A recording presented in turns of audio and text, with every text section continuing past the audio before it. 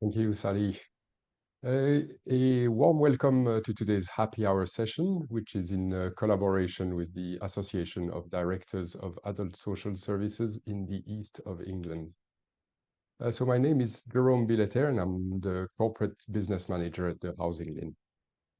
So in today's session, we will focus on the work by ADAS and partners in the East of England. And in particular, today we wanted to highlight two recent guides which are designed to assist people working within or alongside NHS staff in navigating housing services, systems, and professional networks effectively. So both guides were co-produced with people who access care and support, and each contain a series of top tips covering all the responsibilities, links, considerations, and sources of information that will support access to housing services and enable new housing delivery. So to discuss these guides today, we have three wonderful speakers. We have Claire Astbury, who's a head of housing strategy and development at Luton Borough Council, and is also the chair of the housing network at ADAS East. Claire will set the context for these top tips guides, and will also be chairing today's session. Thank you, Claire, for chairing today's session. We'll then have Trish Reid, Talent Bank Associate through Partnership Solution Limited at the East of England Local Government Association, who will discuss the development of the top tip guides. And last but not least, we'll have Helen Ricketts, Senior Housing Manager for the Learning Disabilities and Autism Program at NHS East of England. And Helen will explain her experience of putting the top tips into action. Great. So I am now going to hand over to Claire Astbury, who will chair today's session. Over to you, Claire. Thanks ever so much, Jerome and Sally, and thank you to the Housing Link for having us today to talk about this latest project that we've been doing from the ADAS East Housing Network. It's a great pleasure to be here and have so many people on the call, and I hope this will be useful to you wherever you are. There's a lot here that's relevant well beyond the East of England region. Sally, next slide. And again, that's me. So just a little bit about our network. So we were brought together a couple of years ago as a subgroup of the ADAS East Markets and Commissioning Network, where they recognised at a strategic level they wanted a better involvement and oversight with housing issues. And we brought together a sort of housing network of a range of people who are interested and involved with housing, and included development, strategy, adaptations, a whole load of different types of housing roles. We brought that together, and we also had really great input from the co-production work that ADAS East are, I think, probably one of the national market leaders in terms of how they're working around co-production. So it was really great to have the voices of lived experience as part of our membership. And we also had some input with health as well, and that network is ongoing. It sort of adapts around what we're doing at the time, and if you go to the next slide, you can see this is something that we've you might have seen earlier. This is a good practice guide which we published in 2022. We did a happy hour on it, so if you want to go back and hear about that, we have a link there for that. This was a really substantial piece of work, which is looking at best practice in the delivery of new specialist accommodation. And that's just one part of the housing offer.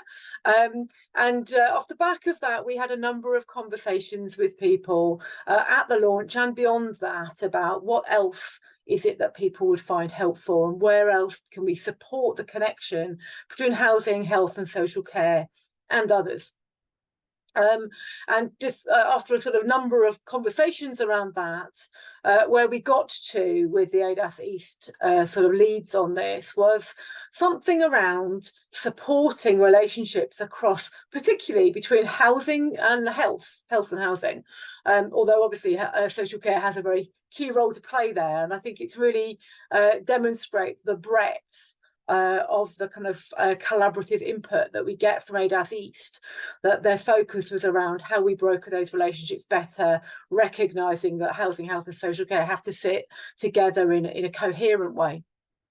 So the kind of rough brief on this was, well, we know we need a housing person, but what do we mean by that?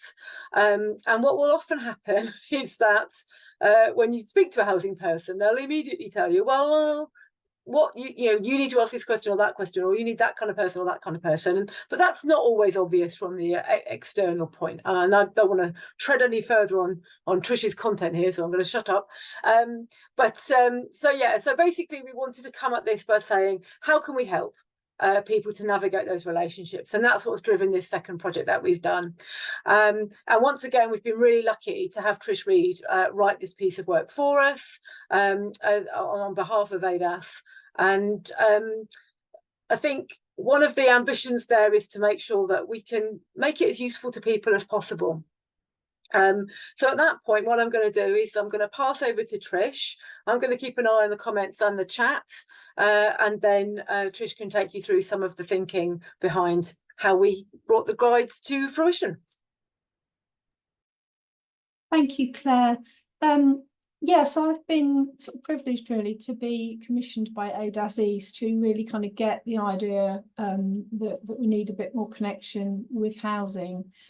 Just briefly a bit about me. I've been working in housing for over 30 years now. Frontline housing advice and homelessness for the first sort of 15, and then moving into strategic housing. So I've kind of been around and got a fairly good understanding of the different elements of housing. Next slide, Sally.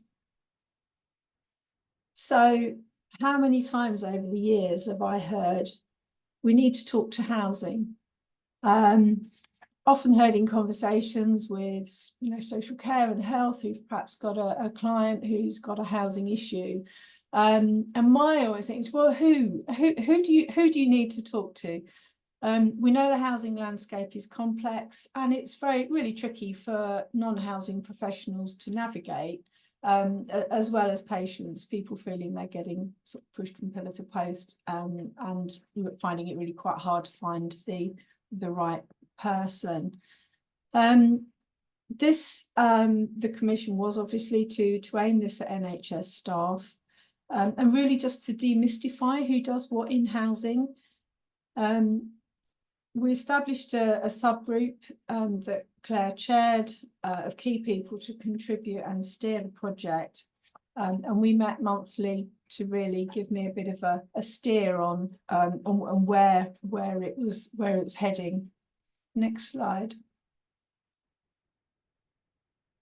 So the first thing we talked about was, well, who are the top tips for? We obviously need to be clear about the audience. And NHS staff, we quite quickly realised, is not just people on the front line who are dealing with patients, but there's actually a strategic element as well. And that perhaps we needed two guides. We called it a route map to who does what in housing. One for frontline health staff to help with sort of day-to-day issues relating to housing, but then one for strategic housing health commissioners to support people who are developing new housing services and strategic planning. We kind of put them together to start with, and then thought, actually, this doesn't make any sense. We need to separate that out. The brief was really, as well, to keep it short and snappy. We're not looking to train NHS staff in the complexities of housing. We just need them to know where to go for whatever issue is presenting. Next slide. So I'm going to just run through the top tips. I'm not going to sort of go through the whole guides. I think Jerome was going to put them in the chat so you can actually go through them. The first tip really is identify what the housing problem is, and this might sound quite basic, but actually, until you know what the housing problem is, you don't know where to direct people. So there are a number of number of issues that we then started as a starting point for frontline staff. So it may be around suitability of the current home, and perhaps the need for adaptations, which took you to top tip 6. So we very much wanted the guide to be a straightforward, easy to use tool. So in the guide, you get to that one, you click on TT6 and it takes you straight to the information you need. You don't have to read and digest the whole document to get to where you want. It might be about the affordability of your current home.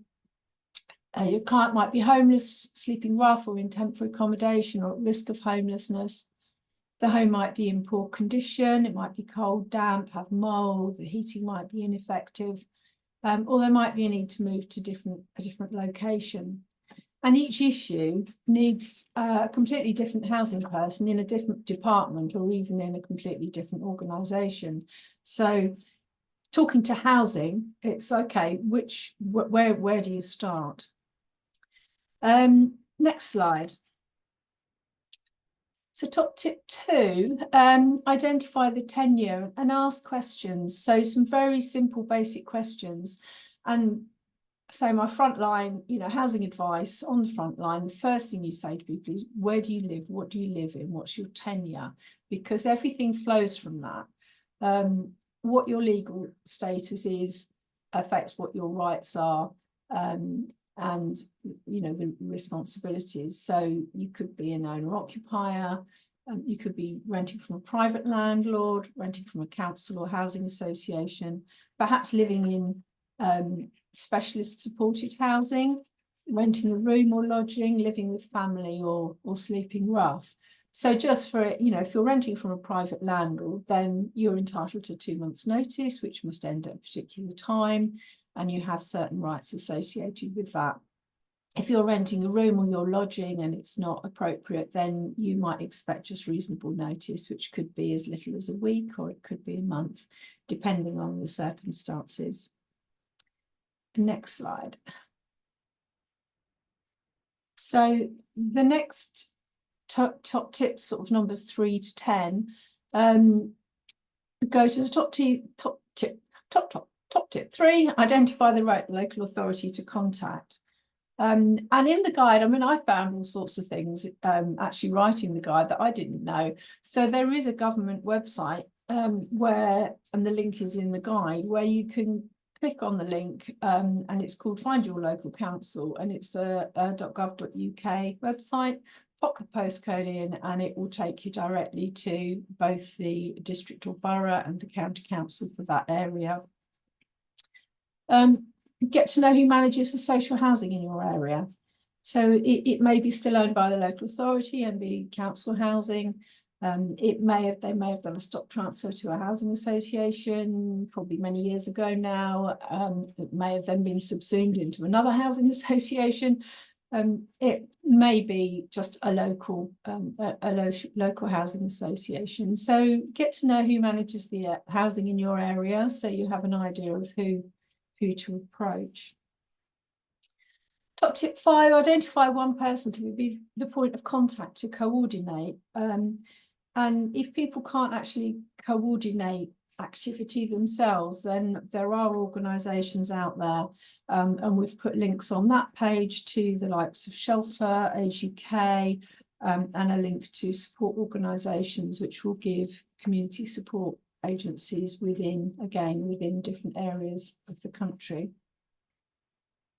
Top tip 6, know who to contact if the home needs to be adapted. So this is going back to the, that would have come up right at the front. Click through, you get to top tip 6. Again, a national website called Find My HIA, which is Home Improvement Agency. findmyhia.org.uk will again put your postcode in. It will take you directly to the service that does aids and adaptations within your area. Great bit of information that I didn't know. So that they can then advise on the eligibility for disabled facility grants or handy person service or smaller adaptations and how to go about that. Top tip 7, consider affordability and financial issues. So again, someone may have a home, but actually they may be struggling to afford it, or they may be in arrears, or there be financial issues. And again, there's a benefits calculator on that page, which actually points people to somewhere to actually check that they're getting all the benefits they're entitled to do a bit of a financial check. Top tip 8, know how to access local housing options or homelessness services. Again, another national website that I didn't know about, on .gov.uk.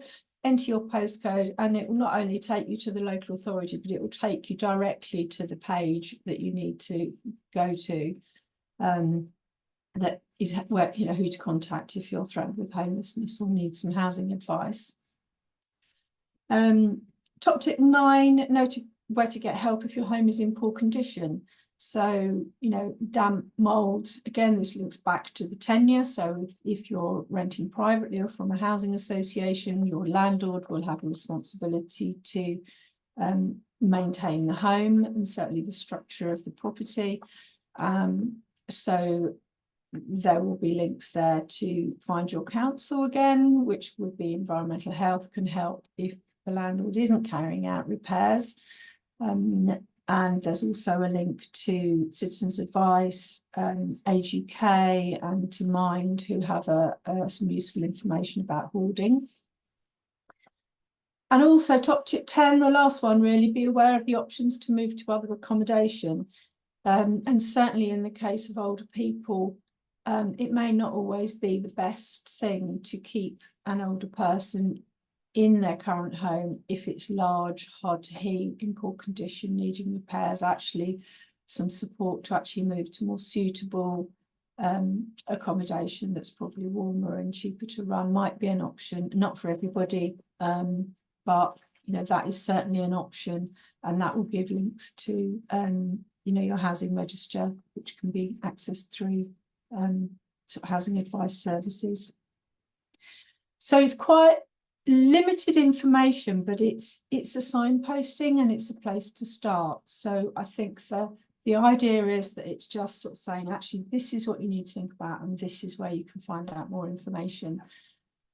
So it's fairly brief, really, but hopefully it does the job. So next slide, Sally, we go on to the Commissioner's top tips.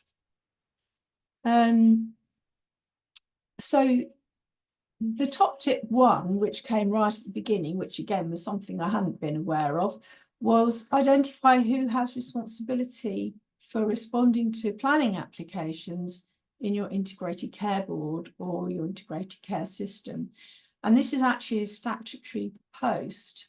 So any planning applications that come in, there will be somebody in your area who has the responsibility for responding. So if it were a scheme for you know, new development that perhaps had some extra care on it, or some accommodation for learning disabilities, that person will know about it, which was you know, was new to me. So yeah, so that we put that as top tip 1, because that would be a good place to start. Top tip 2, identify the local authority to contact and develop links with them.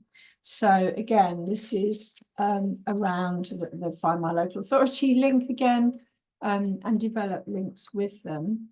There will be within your local authority, and I know from looking at the delegate list, you know, there will be a housing strategy person who will know what's going on in your area and will be responsible for you know, any supported housing or identifying need, and actually looking at what's being developed and what can be developed. So there will be a social care lead as well. So it's really making sure you're aware of who those people are and contacting them. So sorry, that's top tip 3. Get to know the relevant strategic housing and social care leads. And there will be there'll be leads for adult social care, for older people, for mental health, and commissioners and local planning policy managers who'll be developing the area's local plan. So those strategic people will be good to get to know. and there are links on that page around some of the housing links around improving health and care through the home, the National Memorandum for Understanding, and the National Housing Federation link about supported housing. Top tip 4, be clear of your future specialist housing demand. And again, this is about quantifying and having the evidence to show what your future need is for specific client groups. And there is a link there to a specialist housing position statement that Norfolk County Council has developed, which is very clear. It's only a few pages, and they're very clear about what they're going to need over the next few years. And what funding there might be from the county council, and what they're looking to develop, which just sets out a really clear position statement. So I would suggest that that's good practice. There's also Housing and Care Good Practice Guide from the LGA, and NHS England's Brick by Brick, which is resources to support home to hospital discharge planning. And I think that the tip that went down best with social care colleagues was plan well in advance, and with Helen, I believe. Plan well in advance. New housing takes time to deliver. It's no good coming to housing and saying, oh, we've got this group of people that are going to need housing next year and they need specialist housing developing. It takes a long time. So you do need to plan well in advance. If NHS commissioners are dealing with a group of people who are perhaps in their mid-teens, that's the time. If you're looking at transition into adulthood and independent living, that's the time to be thinking about what their future needs are and talking to housing. So 18 to 24 months, often longer. There really is a need to be ahead of the game, really, in planning. Next slide, please. So top tip 6, funding issues. Clearly, if you're going to be delivering supported housing, there will need to be capital and revenue budgets. There will be a need to identify someone who will own and manage the buildings, provide the support. So there needs to be some thought go into actually how is this going to be funded. Co-produce with people with lived experience. I've come across schemes in the past where it's been built and actually you get people who are going to live there, go and visit it, and they say, actually, this isn't quite going to meet our needs. So do co-produce with people with lived experience, especially in terms of design. It's all very well saying, yes, this is what we need for this client group, and giving a brief, but actually once you get developers, planners, housing people, housing providers involved, that can change. And a really good example of best practice that we came across when we did the best practice guide on developing new housing was in London boroughs of Richmond and Wandsworth. And they've got occupational therapists based within their regeneration teams and within their housing and enabling teams. And the value that added in getting it right first time in terms of design of new development was just really impressive. So I suggest you have a look at the best practice guide and see some of those examples in there.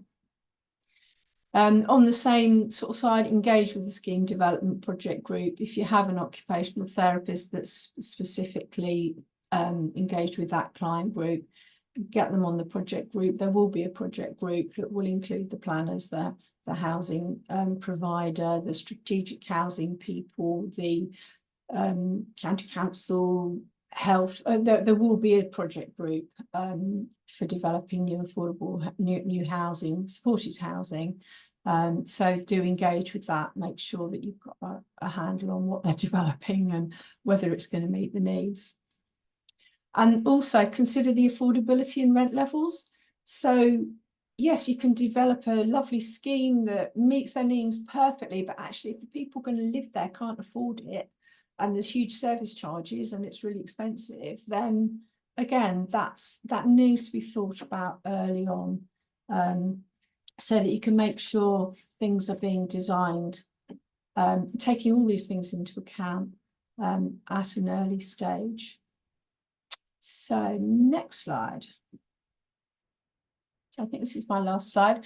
So the steering group worked really hard on this. I had lots of sort of challenge and pushback, which is great. This is a list of people who were involved.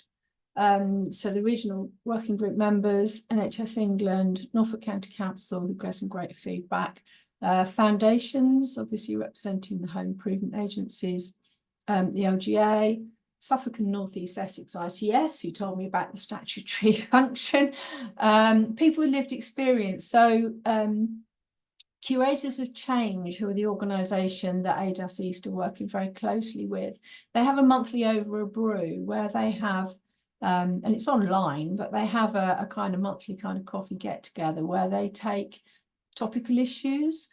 And we went to, we attended that and talked through the guide and what are the situations where they might be, have a house, you know, talk to people in the NHS where they have a housing issue. So that was really useful feedback when we were developing the guide.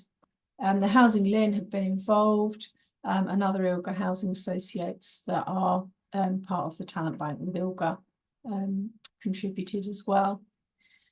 So the top tip guys, they were adopted by ADAS East in January 2024, and that's when my bit finished. My mission came to an end, but I'm very keen to be with you today to just present the development of the guide to you all and explain it all a bit. So I think that's me, Helen. I don't know where we are for time, but I think it's over to you, Helen.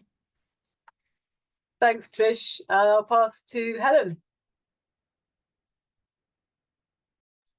Let me just take myself off mute so I don't sit here talking to myself. Good afternoon, everyone. So if you could go to the next slide, please. When we started this piece of work, we kind of started from this first question about who are these publications aimed at, to make sure that we were all thinking the same thing. I have more years than I care to own up to of working across housing and health. And my experience is that it's almost like two completely different languages. And what we didn't want to do was provide a great big tomb of information that you kind of, after about page 30, you just think, I can't carry on. So as Trisha's really ably shown, this is kind of a starting point.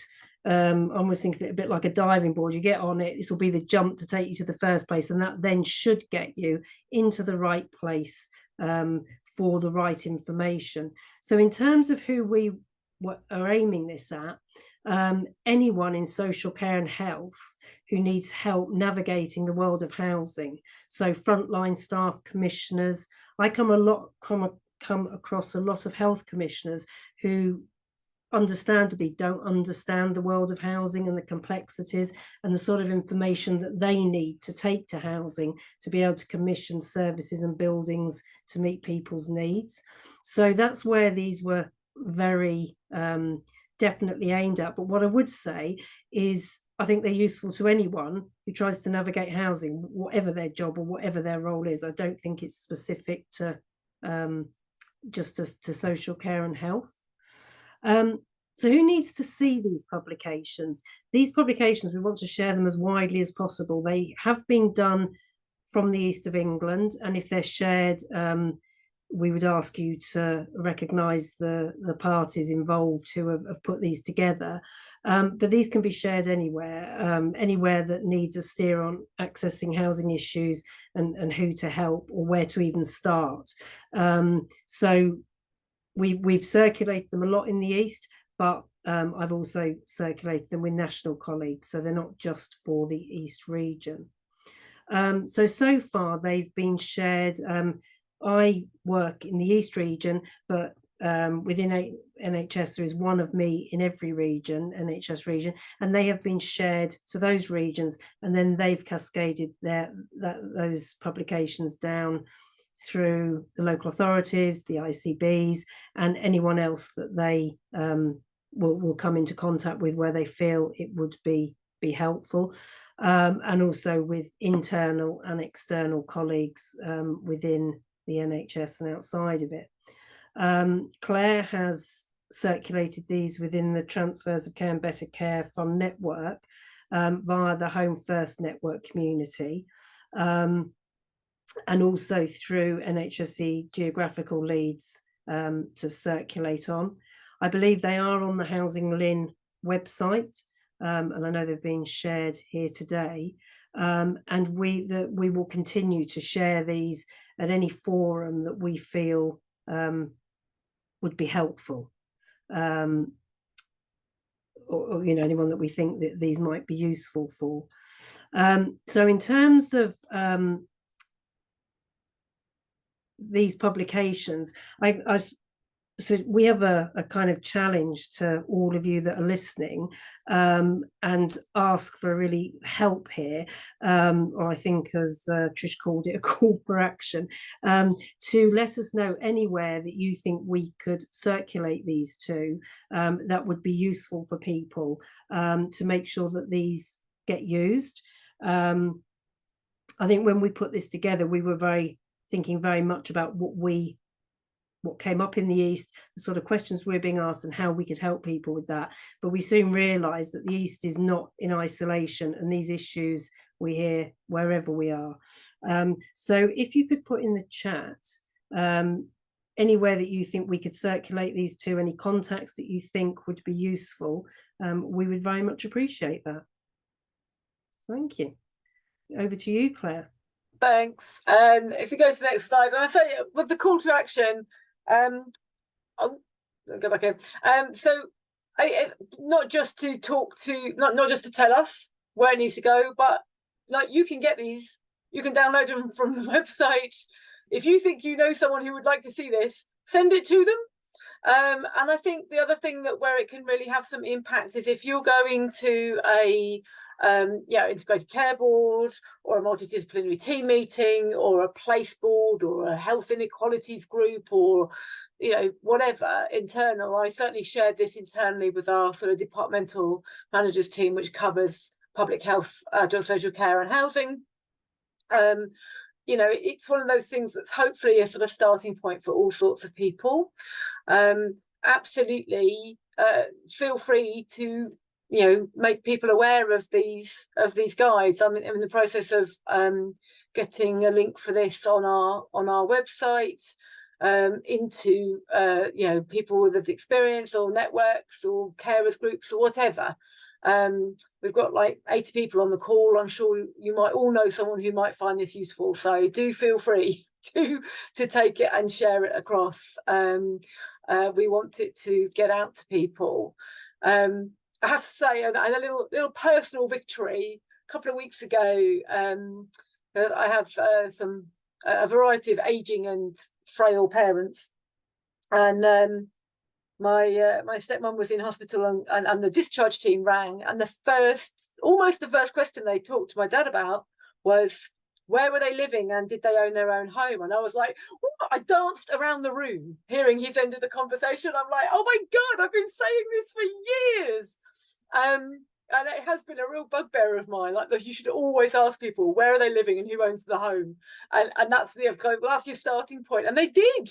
I was like, oh, vindication. So absolutely, these sorts of things do make a difference. And I suppose a couple of things that I would just add to what Trish and Helen have said is when we started looking at this, it would have been very easy to get sucked into doing some sort of local directory, and we didn't want to do that. And the good news about that is it means it's relevant everywhere, and it won't go out of date too quickly, and then it will be useful for people all over the place. So there's no kind of particular local directory here. It gives you a starting point to say there'll be someone in your local council who's responsible for this kind of thing. Find out who that person is. It's not going to tell you who those people are, but it absolutely gives you a pointer to make a start. I think it's been great to see all the stuff coming through on the chat about places it can go to, especially those sorts of things around churches, parish councils, community networks. And I think there was a very early comment about a top tips guide, sort of families and carers. And actually, I would say that the frontline report, the frontline top tips, is a sort of starting point at the very person-based level. So anyone who's dealing with someone at a person-based level, I know this person, she's my neighbour, she's an old lady and the house is looking a bit rough and I don't know what to do, and she's had a few health problems, she's just come out of hospital. That's, you know, that's absolutely the kind of thing that we can go to, and you can look at the top tips and say, actually, here are the things I need to try and put in place, or the kind of people I might want to talk to on this person's behalf.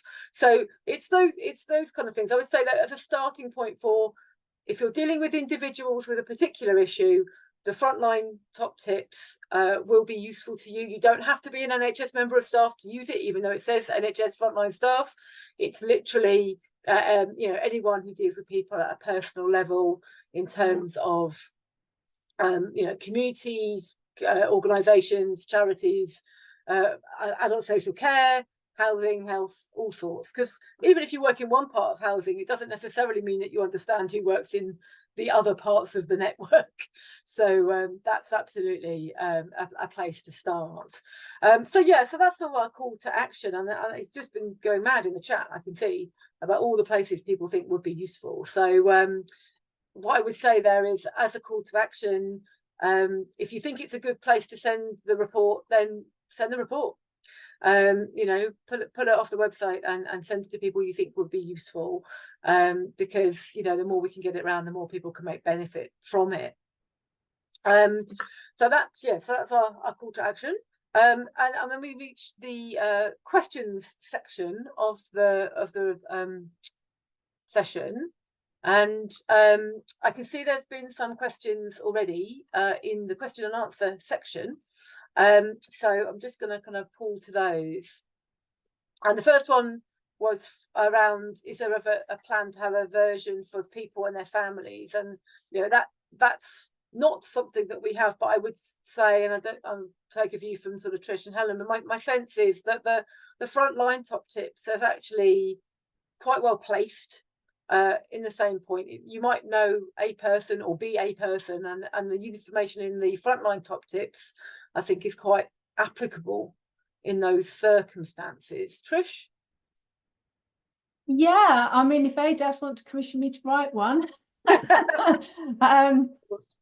yeah, I mean, I think absolutely, I agree with Claire. I think it's sort of fairly universal. It's you know, it's quite a straightforward guide. It's fairly easy to navigate. So I think you know, it could be used for people and their families. But I think that probably needs a bigger campaign around promotion. But yeah, absolutely, I think that would be a good idea.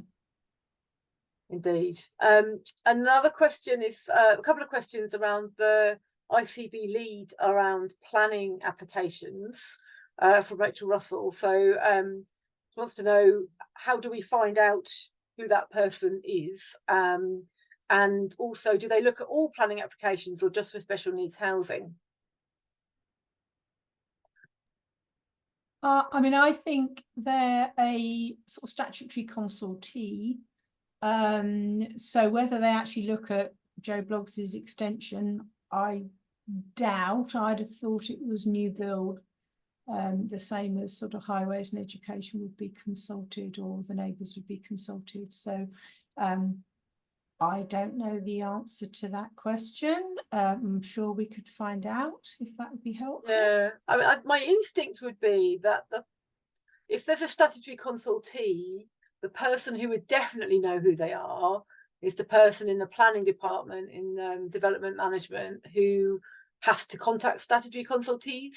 And again, they might be able to advise on a threshold about, are they consulted on everything? So, for example, my team is a statutory consultee from a housing enabling perspective within our housing strategy team, and we get sent most new housing applications, but I don't tend to see things like extensions or warehouses or things like that. So there's presumably some kind of filtering system whereby, rather than literally bombarding our inbox with every single thing that comes through planning, we mainly see what's called major planning applications, which would be for 10 homes or more.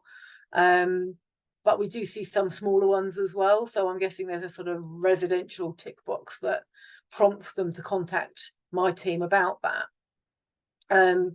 I think if I were trying to find out that person, I think it might be as easy to ask your local planning team than it might be to ask your ICB. But I welcome thoughts from anyone else on that who's on the call. People might have a comment on that. That would be my guess. We've had a couple of queries around how can we use it for young people and EHCP reviews from Joe Hoff. I think I was interested in your comment about, do we need to look at it from 18 onwards to plan ahead? And interestingly, this is a conversation that I've had internally, where someone has come to me because someone's 18 and they're leaving a residential school environment and they need to come back to borough. And I'm like, okay, that's nice. Tell me when they're 13, because it takes that long. Like, someone in the chat was saying that it takes 2 years to do new build. I'm like, wow, that's quick. What's your secret? Really, you want for something that's really specialist and quite bespoke for kind of a high needs individual. I would, you know, I'm asking for 5 years is what I'm saying. I've got to identify some land, I've got to commission something, I've got to design something, I've got to get it through planning. It might take 12 to 18 months in the construction, but absolutely you want a really good lead-in time for that kind of thing. And so absolutely, yes, I think thinking about longer term housing needs is something we're getting better at as an authority, that I've been part of that conversation. We're not there yet, we've got further to go, but you know, some of this is easy to plan, not easy. Some of this is predictable to plan for. Some of it's harder. Some, you know, health issues come and go. People's situations change quite dramatically.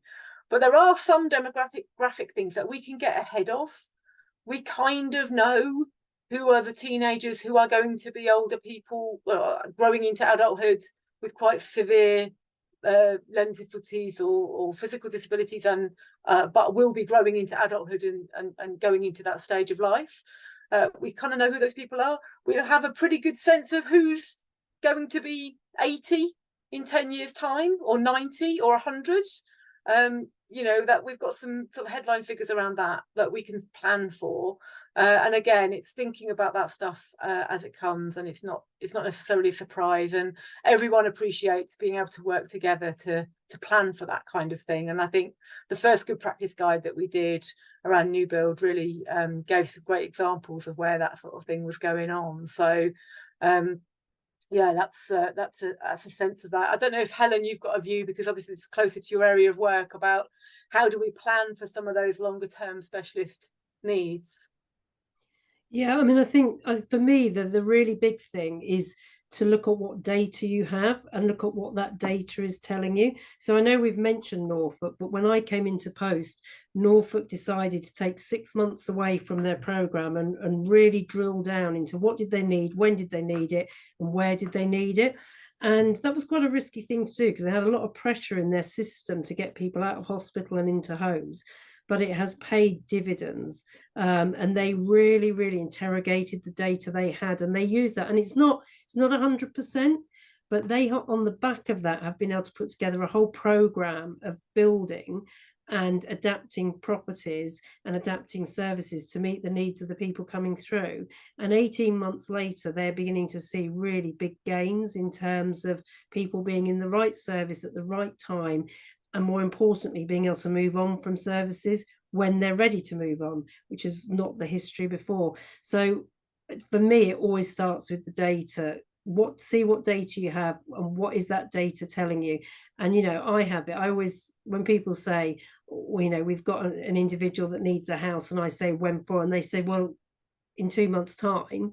You can't even buy a settee and get it delivered in 2 months' time. You certainly can't get a house sorted out. Even if you go to a rental, you can't get, you know, it just is not possible. So I think you have to look at the longer range of housing to be able to, and it is almost that take a step back to take 2 steps forward. So yeah, look at your data. What's it telling you? Thanks, Helen. And Helen, another question for you, because you mentioned about housing needs for different regions, and a question from Rachel says, who are the housing needs for the different regions? How do you find out who they are? So we are on the NHS website. I don't think I have to hand them, but I can certainly get them so that they can be circulated. There are, when I say there are housing leads for every region, there are housing leads for the Learning Disability and Autism programme for every region in England. There, to my knowledge, I have not come across any other housing people in the NHS, but that doesn't mean they don't exist. It's an enormous organisation, but I haven't come across any. But even if it's not regarding learning disability and autism, we will always help with any local area within our area if they've got some housing questions, even if it is just signposting. So I will get those to Housing Lynn so that they can perhaps circulate those afterwards, if that's all right. Thanks, Helen. Yeah, I don't meet many housing people within the NHS, which is all the more reason why we need these little translation guides to help people navigate one way and the other. And I guess I could do a little plug here for some of the work that HACT have done in this area, which has also been really helpful. And I don't know if anyone's come across that, but navigating into housing and navigating into health is an area that they've done some great work. We've had a query about the guides and whether they're available in simple language or easy read. I don't think that's what was commissioned, so no is the short answer to that, but that's an incredibly valuable suggestion, which I will take back to ADAS East, because I think it really would align with the work that they've done around co-production and inclusion, for that to be available. I mean, obviously with them being focused at NHS staff initially, that hasn't been part of the thinking, but if they had been targeted at real people, for want of a better word, people and their families, then absolutely I can see how that would have been more of a brief. Trish, did you want to come in on that? You look like you were about to say something. No? Okay, fair enough. But yeah, I think that's not a bad call. If we're encouraging people to use them for from a non-NHS setting, then I can see how there's value in that, trying to make that version come forward. Okay, I think that's all of the questions that have gone in. If you have a burning question, now's the time to post one, because I think we've touched on all of the ones that were posted. Thank you, Rachel and Joe, for sending all the questions. Let me just have a quick look in the chat if there's anything else there. I mean, just as an example, so people can see this, but it's been great to see the range of people that have been encouraged, like we've been saying, what people need.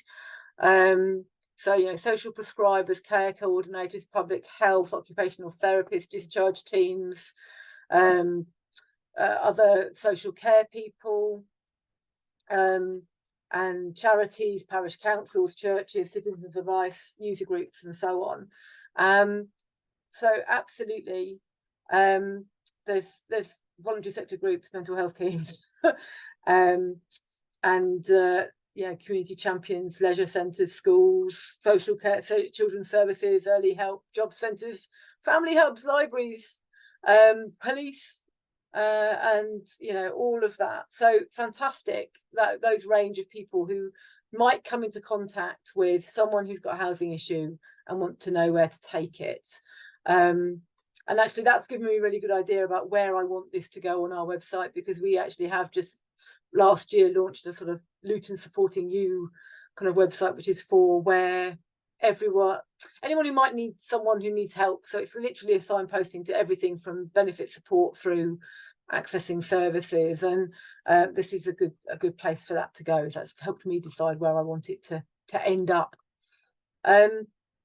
There is a couple of people who've commented on the incoming Supported Housing Oversight Act, which is coming down the line sometime soon, hopefully, and I think that's also a good place to be thinking about how we link in with some of this thinking.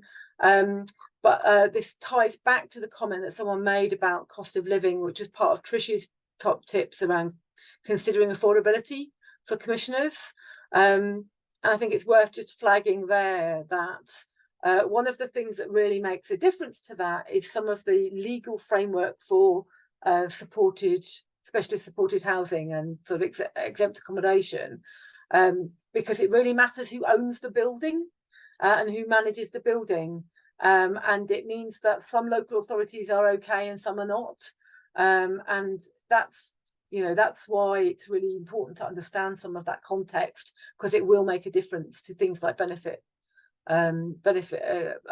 availability and so on, and how we cover the rent. So that gets into such a lot of complex detail that I don't think we want to touch on it, but I think it's worth being aware, and it's for commissioners to be conscious of those kind of things, because it helps to make different sorts of commissioning decisions. Helen, you look like you're about to chuck in on there, but Trish? No, I was just going to pick up, there's another question in the question and answers. More done. Does anyone know of an equivalent guide to navigating health and social care for housing staff? No, but it's a good idea.